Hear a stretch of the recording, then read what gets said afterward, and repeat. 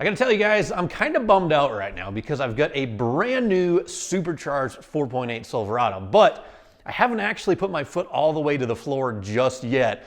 And you have no idea how hard it is to resist that temptation to just plant my foot to the floor and see what happens. But there are two very good reasons why I haven't done that just yet. Number one, wheel hop, and number two, a completely stock 4L60 transmission. So the wheel hop thing, I kind of explained that in the last video, but basically whenever I lowered this truck using the drop shackle and hanger, it moved the front pivot of the leaf spring up quite a bit. And I believe the angle now that the leaf spring is sitting at just kind of helps the hopping, I guess. It doesn't hook up and it's kind of violent. I'm worried I'm gonna break a drive shaft or, you know, a U-joint or even the back of the transfer case. So I've been very hesitant to plant my foot to the floor. I tried it once just like from a dead stop and it spun and it started to hop, so I quickly got out of it. But what we're gonna do to cure that is we're gonna install a set of caltracks. Now, I use these on my other Silverado, so you're probably familiar with how they install. This one is actually call it a spring over application, where my other truck, I lowered it a little bit further. But basically it's the same kind of thing. We get a bracket right here that bolts to the axle that turns the twisting motion into a linear motion. That linear motion is transformed with a bell crank in the downward direction, and this pad right here basically touches the leaf spring and drives the spring and axle and tire into the pavement, which will increase traction. But another kind of side effect, but actually the main reason why I'm installing these today, is because they will also stop that axle hop or that axle wrap, wheel hop, whatever's going on, these will stop. So the other reason why I haven't gone full throttle in the truck is the bone stock 4L60. I do have a 4L80 that I am going to be swapping in very shortly, but I have an event that I want to make first, and I don't have time to actually make the conversion to the 4L80. And I'm still waiting on my torque converter, actually. So we're going to run the 4L60 for a while, and I'm not going to spend a lot of time and effort like taking the valve body out and putting a shift kit in, but I do happen to have a Corvette Servo that I picked up about 2 years ago. It's just been sitting on the shelf collecting dust ever since. And this actually will install without even having to drop the valve body or the pan or nothing like that. It installs from the outside, and that in theory will increase the clamping power of the 2/4 band, which will help on the 1-2 shift, and then also when fourth gear is applied. So it's going to slightly increase the clamping power, or holding power of the transmission, and I really want to get that done because I have it. It's basically free. So we'll start with the caltracks, and the first thing we got to do is get the bed off for like the 5th time since I've owned this truck.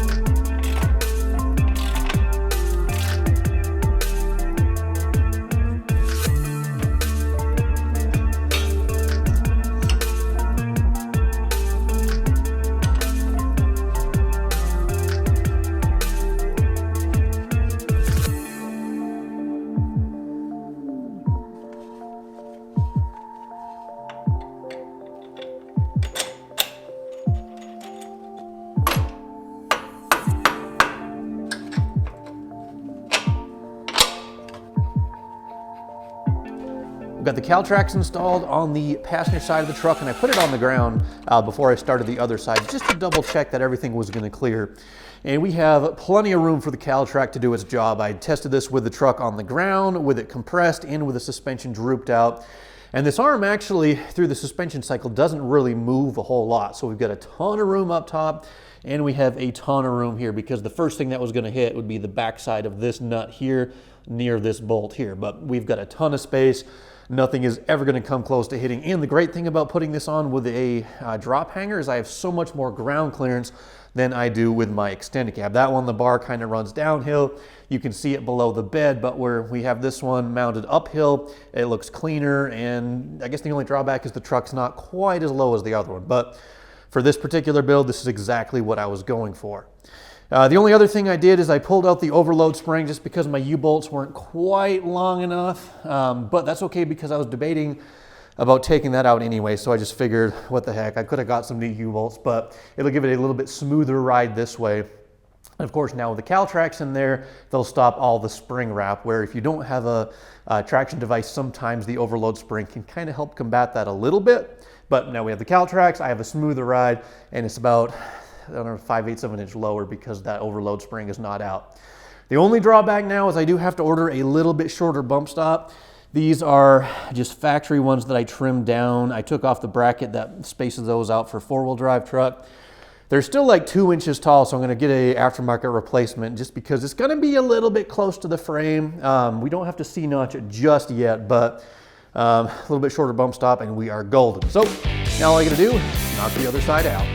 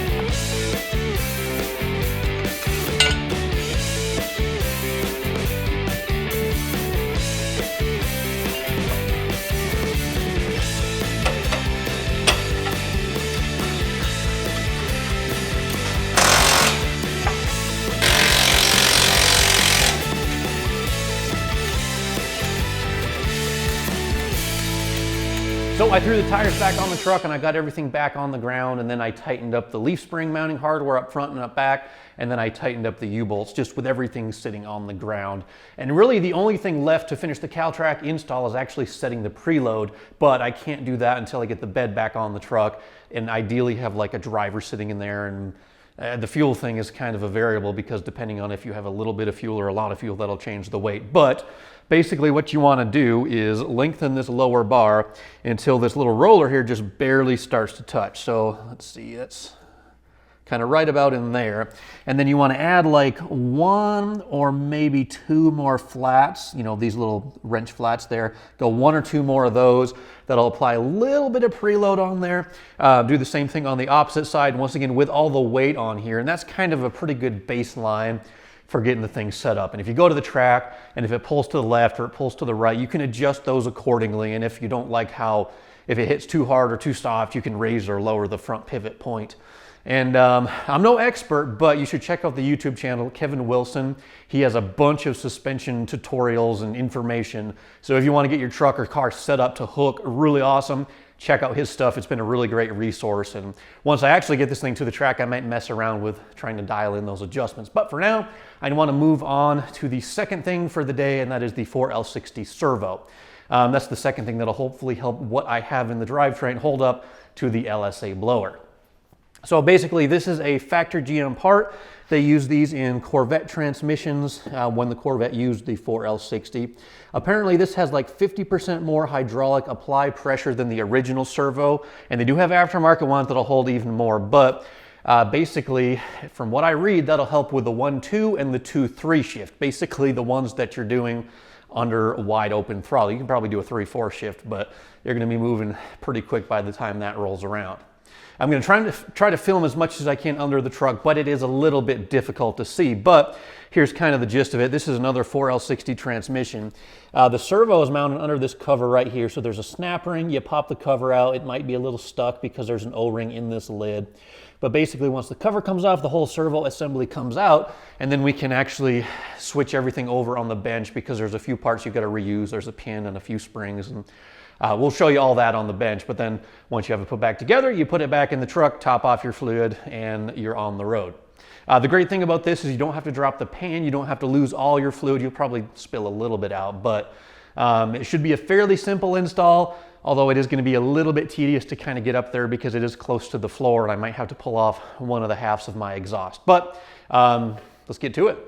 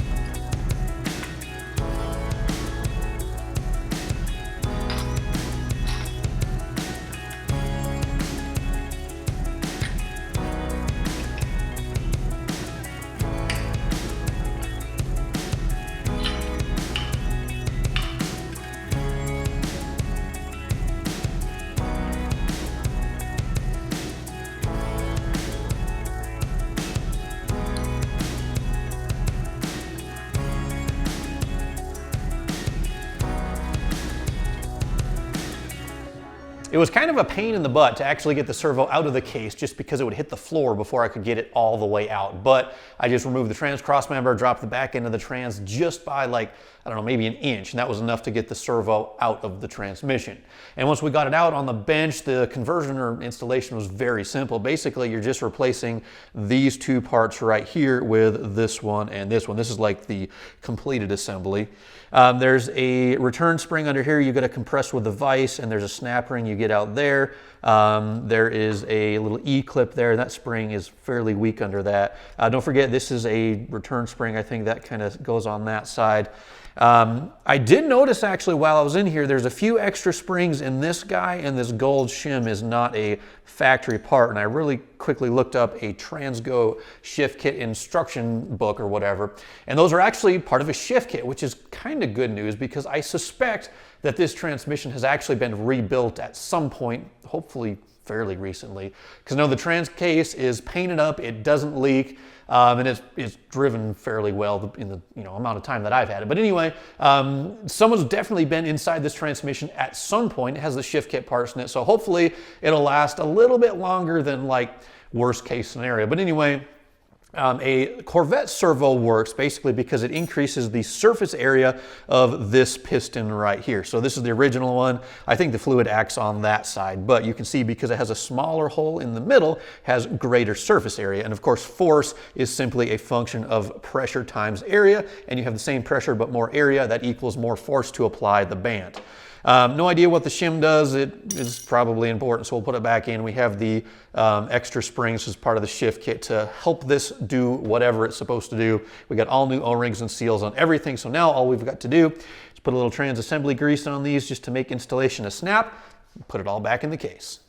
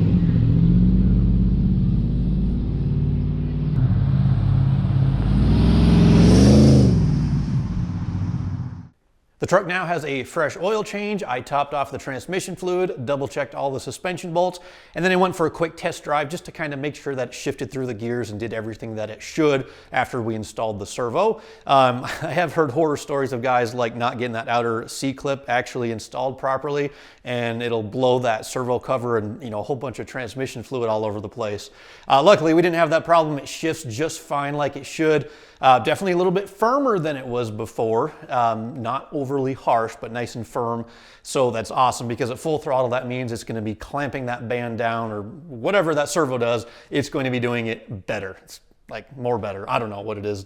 But anyway, if I don't like how it shifts at partial throttle, when I'm tuning it, I can easily peel back a little bit of line pressure, just, to kind of soften the shifts as we're easy on the throttle, but, keep line pressure where it's at when we're full throttle. So anyway, that wraps up the transmission side of things. The caltracks, all I've got to do is adjust them once we get the bed on the truck, because that'll, compress the suspension just a little bit. But other than that, we're pretty much ready to start full throttle tuning, which is what you guys are going to see next time, or in the very next video that we do on this truck. So I'm really excited about that. I can't wait to hear this little LSA blower spinning because I shift this thing at like 6,700 RPM, and I think it's going to sound really awesome. So I can't wait for that, and I hope you guys are excited as well.